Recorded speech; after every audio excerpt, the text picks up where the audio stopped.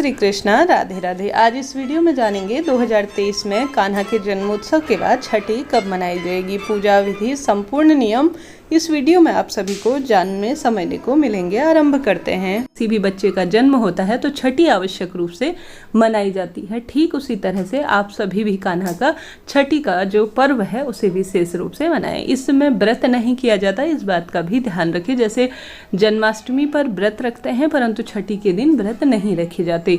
आप सभी जानते होंगे कान्हा घर पर रखना अगर प्रथम बार लाए हैं तो बहुत शुभ माने जाते हैं। कई भक्तजन इसी डर से जो है ठाकुर जी को अपने घर में विराजमान नहीं कर पाते बाल गोपाल स्वरूप में कि कहीं नियम से ना बच जाए, कहीं सात्विक भोजन के स्वरूप में ना बच जाए। ऐसा नहीं है। अगर आप जो है कन्हैया के छोटे से बाल गोपाल स्वरूप को अपने घर में विराजमान कर लेंगे ना तो कान्हा की छाया प्रतिछाया ऐसे हमारे मन मस्तिष्क में बस जाती है, उनकी ऐसी कृपा हमारे जीवन में प्राप्त होती है कि यह सभी चीज़ें हम स्वतः ही करने लग जाते हैं। यह हम जो है हम पहले सोचते हैं, इन चीज़ों का डर होता है कि कन्हैया घर पर आएंगे तो ये हमारी दिनचर्या जो अस्त व्यस्त होती है वह कहीं उन्हें ना प्रभावित कर दे, परंतु ऐसा नहीं है। कन्हैया की छत्र छाया जब घर परिवार में होती है ना तो पूरा परिवार एक अलग ही जो है कृष्णमय हो जाता है और उनके ही रंग में रंग जाता है। तो अभी तक अब आप सभी जो है कन्हैया की जो बाल गोपाल स्वरूप घर पर विराजमान नहीं कर रखे हैं तो आवश्यक रूप से करने का प्रयत्न करें, बहुत शुभ माना जाता है।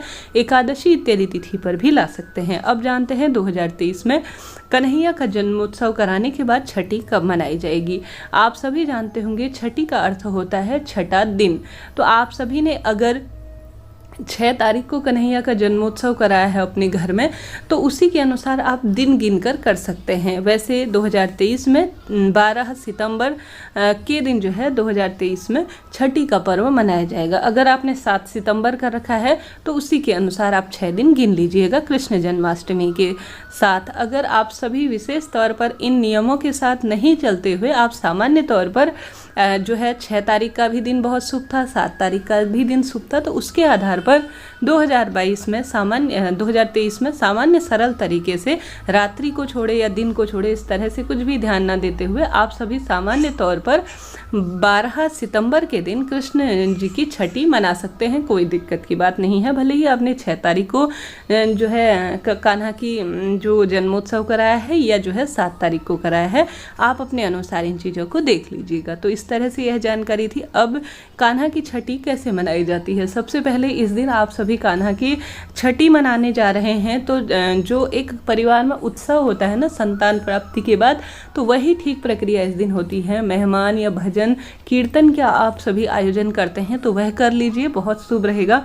नहीं तो आप टीवी में सोहर गीत जो होते हैं ना, सोहर के गीत गाए जाते हैं जच्चा बच्चा के, वह लगा सकते हैं। और आप सभी इस दिन आपके क्षेत्र में कड़ी चावल पुआ पकौड़ी बनाते हैं तो वह बना लीजिए। नहीं तो बाजार से आप पाक पकवान लाना चाहते हैं शुद्धता के साथ तो वह ले आए। कुल मिलाकर खीर इत्यादि घर में बना लीजिए, अति शुद्ध माना जाता है। चाहे तो 56 भोग इत्यादि भी बना सकते हैं। उनको बनाने के पश्चात आप साफ स्वच्छ रूप से सुंदर नए कपड़ों का चयन करें। कुल मिलाकर उत्साह के दिन के स्वरूप में माना जाता है। उसके पश्चात जो है आप सभी एक छोटे से बर्तन में गौ माता का कच्चा दूध जो है कान्हा को स्नान कराने के लिए रख लीजिए। और इस दिन छठी के जैसे आपने देखा होगा बालक होता है घर में तो नए कपड़े लाए जाते हैं ना, ठीक उसी तरह से कान्हा के लिए साफ स्वच्छ नए कपड़े ला सके तो अति सुंदर माना जाता है। यह एक नियम के रूप में होता है। कोई महंगे कन्हैया के कपड़े नहीं आते, वे बहुत सस्ते सरल तरीके से, बहुत अधिक जो है आपसे नहीं हो पाता तो सामान्य सरल तरीके से अपने हाथ से भी इस दिन नई ड्रेस आप सिल सकते हैं। सिलने के बाद आप सभी कच्चे दूध में कान्हा को 3 बार डुबकी लगाएं। ठीक है। डुबकी लगाने के पश्चात उन्हें साफ स्वच्छ जल से स्नान करा दें। जो यह दूध होगा गौ माता का कच्चा दूध, इसमें जो है शुद्धता ऐसी मानी जाती है कान्हा की छठी हो चुकी है, वह अब साफ स्वच्छ हो चुके हैं। उसके पश्चात जो है जो दूध बचेगा आप उसे प्रसाद के रूप में ग्रहण कर सकते हैं, खीर बना सकते हैं, दूध चाय के रूप में ले सकते हैं, परंतु उससे बनी हुई चीज़ को आप भगवान को भोग ना लगाएं, इस बात का ध्यान रखें।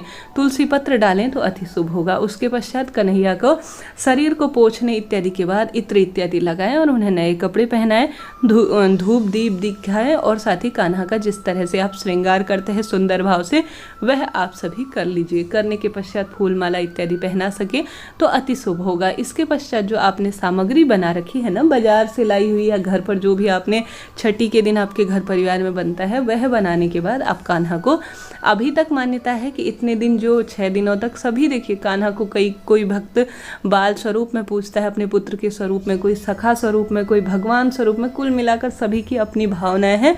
कान्हा भी हमारे मन मस्तिष्क में उसी तरह से समाहित हो जाते हैं। तो आप जिस स्वरूप में उन्हें पूजते हैं, परंतु भगवान का जन्म हुआ है तो कहा जाता है 6 दिन तक अन्न का भोग नहीं लगाया जाता। छठी के दिन कई भक्तजन नामकरण अर्थात अन्नप्राशन इत्यादि भी कर देते हैं। तो आप सभी इस दिन जो है अन्नप्राशन भी कर सकते हैं, अर्थात अन्न का आज से भोग लगाया जाता है, ऐसा मान्यता है, ऐसा कहा जाता है।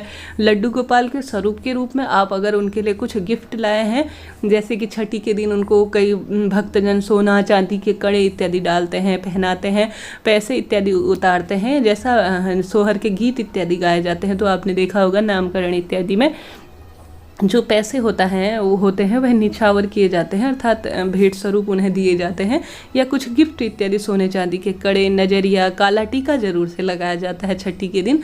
तो ठीक वही प्रक्रिया आपको इस दिन अपनानी है और यही चीज़ें जो है अपने बालक के स्वरूप में जैसे किया जाता है, ठीक वही प्रक्रिया जो है छठी के दिन किया जाता है। बहुत शुभ होता है यह सब कार्य करना, बहुत मन को प्रसन्नता देते हैं, साफ स्वच्छ भाव से बहुत जो है प्रेम उभर कर आता है कन्हैया के प्रति और जीवन खुशियों से महकता है, ऐसी मान्यता है। यह दिन अपने आप में अद्भुत होता है। जन्माष्टमी के बाद यह भी कार्य करना चाहिए। कई भक्तजन इसे सुबह के समय, ऑफिस वगैरह जाना होता है तो सुबह के समय करते हैं, कई भक्तजन दोपहर में 12-1 बजे के बाद भी करते हैं, कई भक्तजन शाम के समय में भी करते हैं। समय और अपनी अपनी दिनचर्या है, उसके अनुसार यह चीज़ें बदलती रहती हैं। इस तरह से जो है यह छठी का जो है प्रोग्राम किया जाता है। इसके बाद जो है कान्हा की दिनचर्या आप अपने अनुसार जो है निर्धारित करें। सबसे पहले इस बात का ध्यान रखें कि कन्हैया को सात्विक चीज़ों का ही भोग लगाया जाता है। अगर आपने पहली बार कन्हैया को घर में विराजमान कर रखा है तो ठंडी दिनों में गुनगुने पानी से और गर्मी के दिनों में जो है ठंडे पानी इत्यादि से, कहने का अर्थ है जिस तरह से आप बाल गोपाल को अपने स्वरूप में घर पर रखे हैं, तो जिस तरह से आप बालक के लिए समस्त चीज़ें जो है करती हैं अपने बच्चे के लिए, कहीं उन्हें ठंड ना लग जाए, कहीं उन्हें गर्मी ना लग जाए, उन्हें क्या पसंद है, किस तरह से उन्हें भूख लगी है, किस तरह से उन्हें गर्मी और छाव लगी है, ठीक वही प्रक्रिया होती है। यह सारी चीज़ें भाव की होती हैं। अगर आप कान्हा को अपने घर पर विराजमान करते हैं ना, तो यह इन चीज़ों की आदत हो जाती है, यह स्वयं ही अपने आप प्रकट होने लग जाती हैं। इनमें आपको ऐसा सोचना नहीं है कि मैं कैसे करूँगी, क्या करूँगी, यह कान्हा करवाएंगे, यह ठाकुर जी करवाएंगे, उनके हाथ में छोड़ दीजिए। अब अपनी दिनचर्या को आप धीरे धीरे प्रभु के रंग में अपने आप ही रंगता हुआ पाएंगे। वीडियो उपयोगी रही हो तो लाइक करें, शेयर करें, सब्सक्राइब करें। हर हर महादेव, जय श्री कृष्ण।